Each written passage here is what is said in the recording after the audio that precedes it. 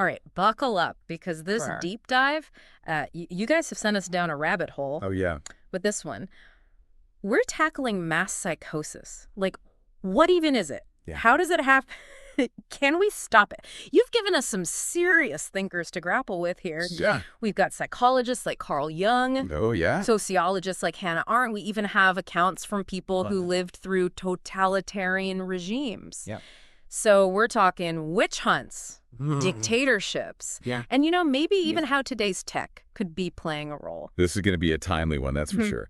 What I think is really fascinating about all these different sources is how they connect the dots between historical examples of mass psychosis, things like the witch hunts, to, the rise of 20th century totalitarianism. And then they even go further and ask, could something similar be happening today? Okay, so let's back up for a sec. What exactly is mass psychosis? I mean, it sounds kind of terrifying. I think most people probably picture like a zombie movie or something. Right. You get this very dramatic Hollywood version of it in your head. Yeah. But really, it's a much more insidious process. I think of it kind of like a collective break from reality, when a big chunk of society gets gripped by a shared delusion. Oh, wow. And you know what makes it so dangerous? Those who are affected often don't even realize it's happening. Oh, wow. They really believe in the delusion. And that's when things get really scary, because it can lead to all kinds of horrific consequences. Yeah, that's scary. One of the first sources you sent over starts with this quote that really sent chills down my spine. It's from Gustave Le Bon, and he says, "The masses have never thirsted after truth. They turn aside from evidence that is not to their taste, preferring to deify error if error seduce them." Oh, Yeah, right. I know. It's a tough one to swallow, isn't it? Yeah. It gets right to the core of why it's so hard to fight mass psychosis. As humans, we want comfort. Right. We want to belong. And sometimes those desires can, they can mislead us. We'd rather cling to a comfy lie than face an uncomfortable truth, especially if everyone around us is doing the same thing. So it's like we're all susceptible on some level. I mean, none of us are immune to being swayed by our emotions or, what our friends are thinking. Exactly. We all have those buttons that Yeah. can be pushed. And that's where Carl Jung's concept of psychic epidemics comes in. Okay. He thought these collective delusions could spread just like a contagious disease, infecting people's minds and sweeping across whole societies. Wow. Even scarier, he compared these psychic epidemics to natural disasters. But there's a twist. Oh, okay. He said, we don't have good protection against them, like we do for earthquakes Right. or a famine, Yeah. which makes them potentially even more devastating. Oh, great. That's just great. So are you saying we're all doomed to just fall prey to these psychic epidemics? Is there no hope? I wouldn't say doomed. Jung also believed that if we could understand the nature of these psychic epidemics, that would be the first step to protecting ourselves.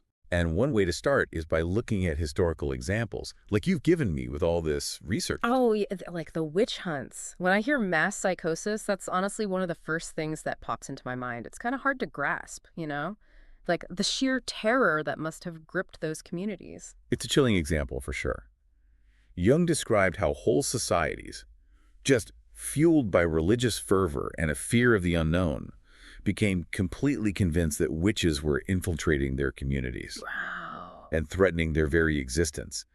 Thousands upon thousands of people, most of them women, were accused, It's great. tortured, and executed Yes. based on nothing but superstition and Wow. mass hysteria. Wild. One of the sources even mentioned Swiss villages that were practically left with no women Wow. after the whole witch hunt frenzy died down. It's a brutal reminder of what can happen when fear and delusion just take over on a massive scale. Absolutely. I'm guessing, though, the witch hunts weren't the only historical example of mass psychosis that Jung was into. You're right. He saw some very clear parallels between those historical examples and the rise of totalitarianism in the 20th century. What he observed were certain psychological and behavioral changes in the individuals caught up in these movements. Oh, interesting. So what kind of changes were we talking about? He saw a decline in, moral and spiritual values, a decrease in intellectual capacity, and an increase in irrationality, irresponsibility, emotional volatility, and just general unreliability. It's almost like people lose their individuality and become absorbed into this collective, right? Yeah, that's a good way to put it. And within those collectives, People become capable of acts they'd never even consider on their own. Like the atrocities committed by the Nazis or under Stalin's regime. Those are things you can't imagine individuals doing unless they were swept up in some kind of collective delusion. Exactly. It's terrifying. And here's the insidious part. Those affected by mass psychosis often don't even know what's happening. Wow. They genuinely believe that they're being rational, even when their actions are objectively, harmful and destructive. So how do we even begin to unpack something so complex and unsettling? Where do we go from here? Well, several of the sources suggest that to really understand mass psychosis, we need to first understand what causes an individual to have a psychotic break.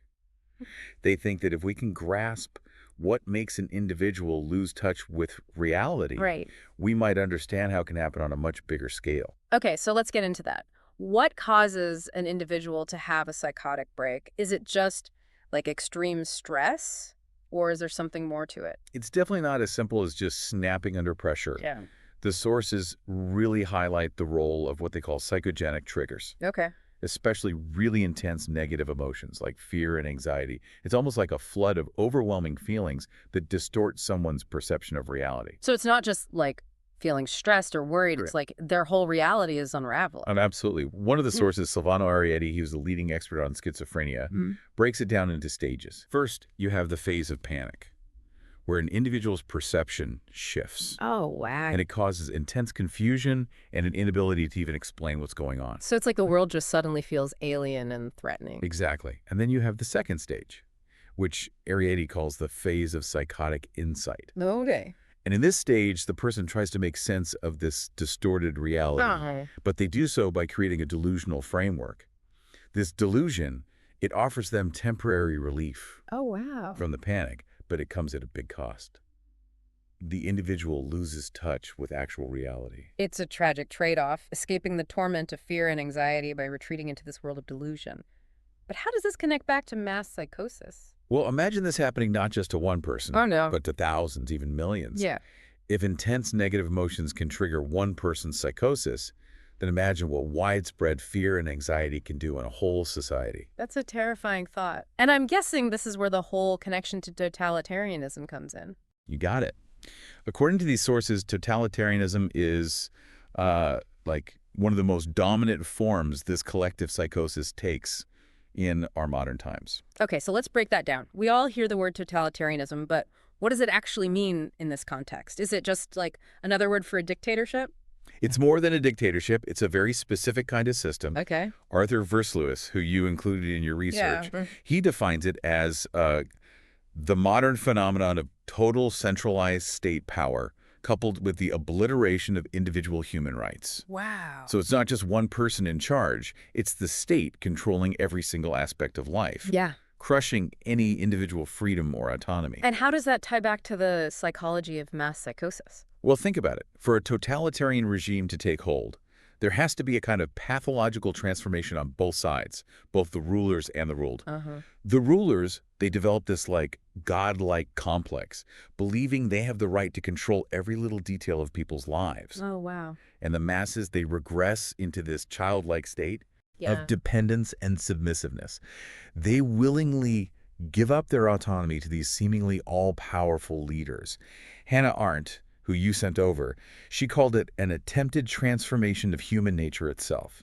An attempted transformation of human nature. That's a big statement. Does that mean totalitarian societies are basically giant collective psychotic breaks? That's the argument that some of these sources are making. Wow. One of them, a Dutch doctor who lived through a totalitarian regime, he actually compares those societies to people with schizophrenia. Oh, wow. He saw really striking similarities between the thought patterns and behaviors of people living under these regimes and those who suffer from schizophrenia. So you're saying that delusion is what holds these totalitarian regimes together? It's a major factor, that's for sure. It's through delusion that people are okay with giving up their freedom and their rights. Wow. And it's through delusion that the ruling class believes they're actually capable of absolute control. But what these sources really drive home is that this totalitarian order is pathological. Yeah. It blocks creativity, joy, right. progress, Yeah. and ultimately it just leads to widespread suffering Right. and destruction. Which leads to the big question. How do these regimes actually induce this mass psychosis in the first place? Like, how do they get whole populations to accept such oppressive control? That's where the concept of menticide comes in, a term coined by Just Miralou, Okay. one of your sources. Decide. Okay, that sounds ominous. What does it mean? Miralou defines it as an organized system of psychological intervention and judicial perversion. Basically, it's the systematic process by which totalitarian regimes, Yeah. manipulate and control the minds of the masses. So it's not just about propaganda. It's like a calculated attack on the way people think. But how does that actually work? I mean, surely people wouldn't just fall for that. It's more insidious than you might think. According to these sources, there are key stages involved in menticide. Okay. First, you sow fear, often through what Miralou calls waves of terror. Waves of terror. What does that even mean? Imagine a constant barrage of threats, real or imagined, just designed to keep the population on edge, vulnerable. Miralou explains that each wave of terror chips away at people's resilience, their critical thinking, making them more susceptible to manipulation. It's like always being on edge, waiting for the other shoe to drop. You'd be more vulnerable in that state. But fear alone can't be enough to control a whole population. Right. Yeah. You're right. That's where the next stage comes in. Yeah. Spreading disinformation and confusion. This is where the propaganda machine really kicks into high gear. So it's not just about telling lies. It's about creating so much misinformation that you can't tell what's true and what's not. You got it. Miralou points out that illogical arguments, contradictory information, Right. and what he calls the big lie, Mm-hmm. they're incredibly effective at disorienting people, undermining their ability to think clearly. It's like a constant bombardment of noise that just scrambles your brain. Exactly. Okay, I'm starting to see how this all fits together. Create fear, flood everything with confusion and propaganda, and suddenly everyone's ripe for manipulation. It feels like there's still something missing, though. How do they actually get people to accept totalitarian rule? That's where technology comes in. Hmm. And this is where things get really relevant to our world today. Hold on. We'll have to dive into the role of technology in part 2 of this deep dive. We're already running long for this segment. You're right. Let's pick up there after a short break. Okay, so we left off talking about how totalitarian regimes create that climate of fear and confusion, but then you said technology comes in, and that's where it gets really interesting.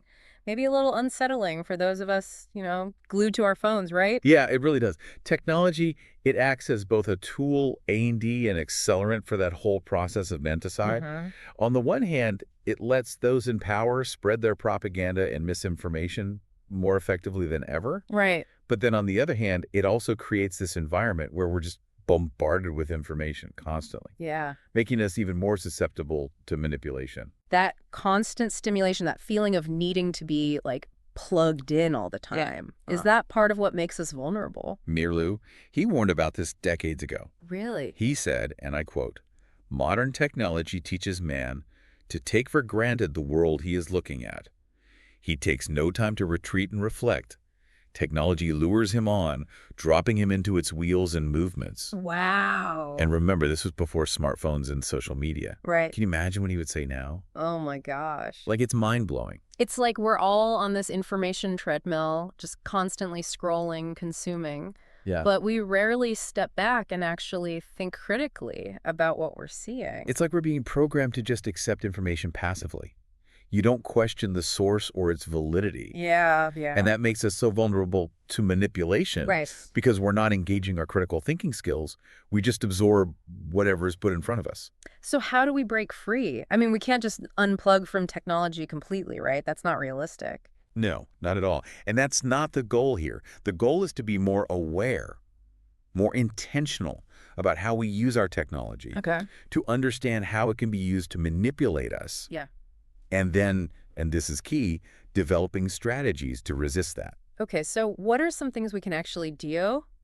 Give us the goods. I know you mentioned digital literacy before, but what does that look like in practice? What can we do?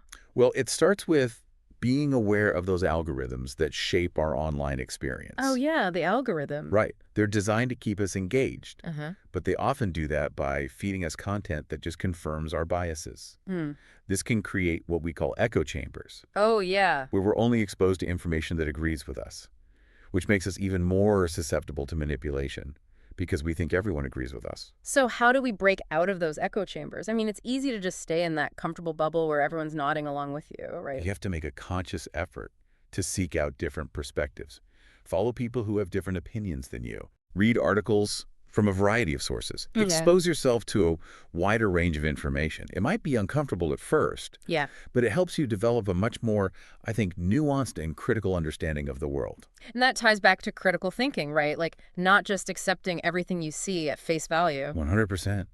Don't just believe everything you read online. Look Yeah. for evidence, check those sources, Right. and watch out for those sensationalized headlines or really emotionally charged content that's designed to get you to react immediately rather than actually think critically. So it's like we all have to become media critics now. Yeah, in a way. And that's a good thing. The more critically we think about the information we consume, the less likely we are to be manipulated. Okay, so we've got algorithms, we've got echo chambers, critical thinking. Okay. What else? What about the whole isolation thing? It seems like tech can be so isolating, even though it's supposed to connect us. That's a great point. So it's one of the biggest dangers of technology, really. Hmm. Creating that false sense of connection while actually making us more isolated from real, genuine human interaction. And remember what we said, isolation makes us more vulnerable. So it's not enough to have a ton of online friends or followers. Yes. You need real human connection, that face-to-face interaction. Absolutely. But that doesn't mean technology can't play a role in helping us build meaningful connections. There are tons of online groups, forums, platforms where people with shared interests or values can come together. Right. And the key is to use those platforms to build real relationships, Yes. not just those surface-level connections. So it's about using technology to support those real-world connections, not to replace them. But how does that help us resist mass psychosis and the pull towards totalitarianism? I'm not quite seeing the connection. Remember, we talked about parallel structures. Those spaces within a totalitarian society that exist outside the system's control. Yeah, like underground businesses or art movements or even just like informal networks of people sharing information. Exactly. Think of these online communities as digital parallel structures. Oh, that's interesting. They could be a source of belonging, a place to share information and ideas that challenge the dominant narrative. And you know what? A source of strength and support when things get tough. It's like creating those pockets of freedom and sanity, but in the digital world. Exactly. Places to connect with people who get it, share perspectives, and support each other's well-being. But can these online communities really make a difference against, like, the massive propaganda machines of powerful institutions? They can absolutely play a role. Okay. Remember, totalitarian regimes thrive on isolating people, making them feel powerless and alone. Right. But by coming together and forming those communities of resistance, we can break that isolation and build solidarity. And those communities can be online or offline, right? It's about finding your people. Exactly. Your tribe. The ones who share your values, Yes. your commitment to freedom and truth. And don't underestimate the power of humor. Oh, yeah. And even ridicule. One thing Merely talked about was how totalitarian regimes, they rely on this aura of seriousness, Yeah. authority. But humor can poke holes in that. For sure. Expose how absurd and hypocritical their ideology is. Absolutely. So it's not just about being serious and spreading facts. Right. It's about using satire, using wit, even mockery to make people question what they're being told. Precisely.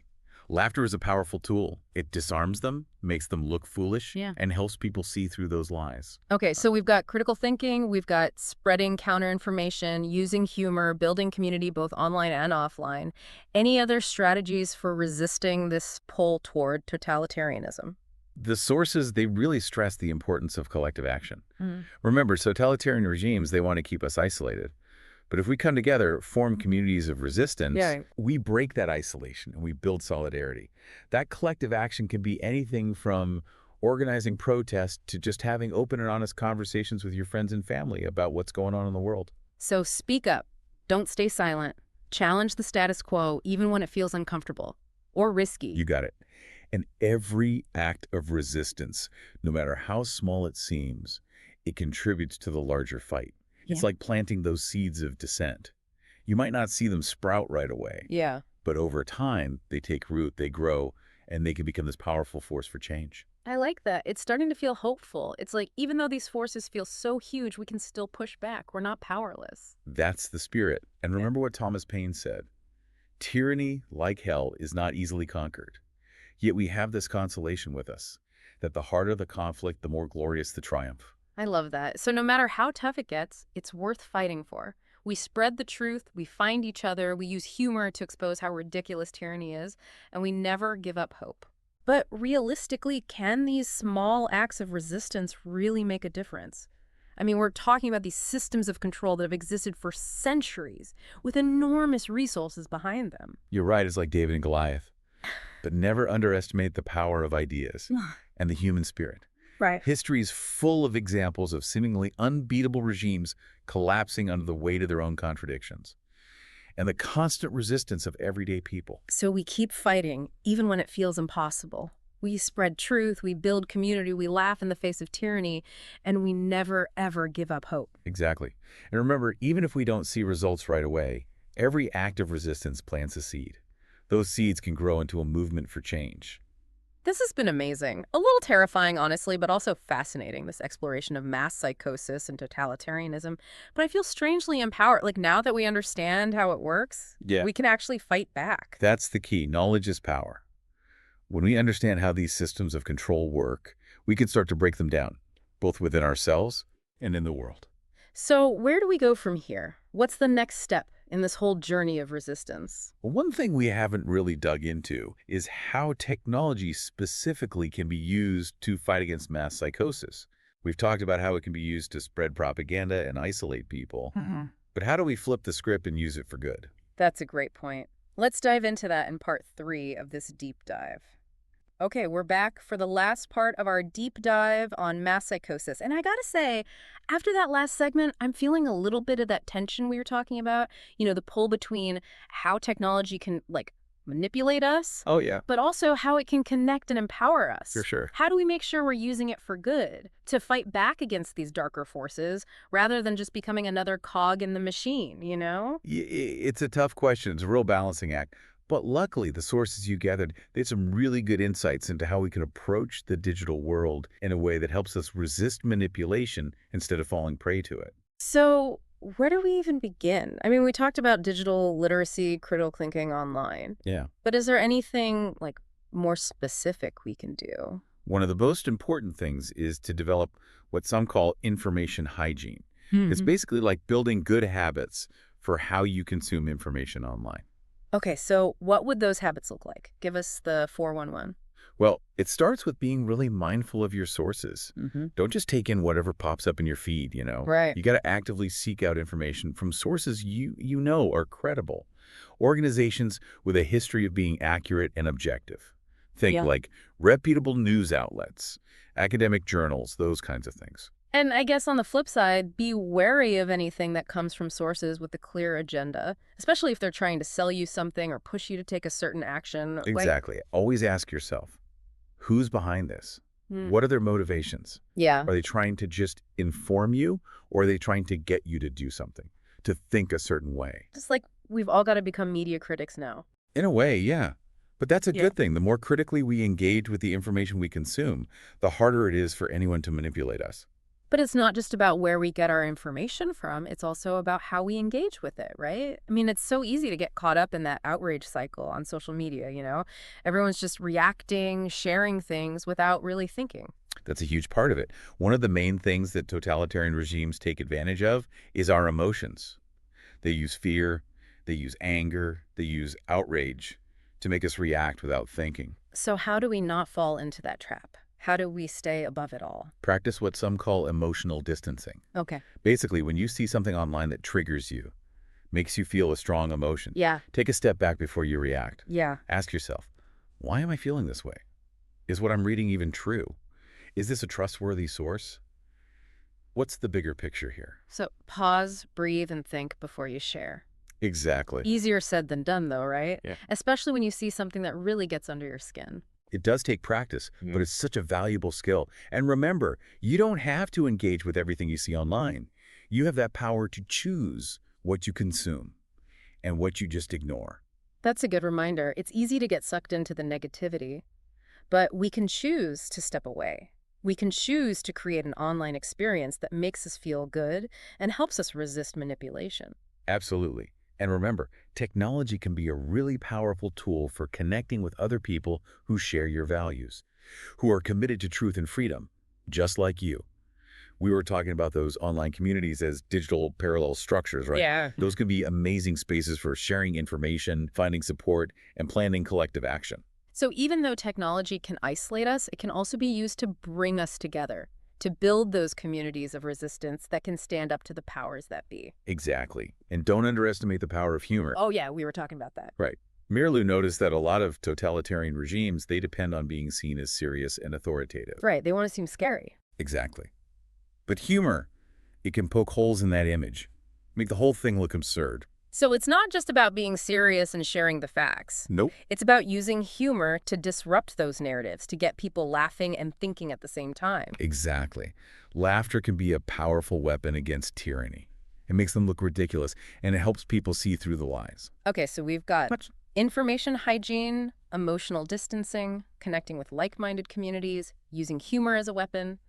Any other tips for navigating the digital world in a way that strengthens our resistance to mass psychosis and totalitarianism? It's a mouthful. this might sound counterintuitive, but honestly, one of the best things you can do is step away from the screen sometimes. Really? Yep. Go outside, get some fresh air, connect with nature, spend time with people you love, do things that make you happy and feed your soul. It's all about balance, right? Not letting technology take over our lives. Exactly. The goal is to use it as a tool to empower ourselves, not to become a slave to it. Wow, this deep dive has been incredible, eye-opening, maybe a little scary at times, but I think we've given you, the listener, some really powerful tools to navigate these crazy times and to resist those forces that are trying to control us. You have the power to choose how you engage with information, how you connect with others, and how you use technology. Yeah. You can break free from that cycle of manipulation and be a part of shaping a better world. So be vigilant, be critical, be connected, and most importantly, be hopeful.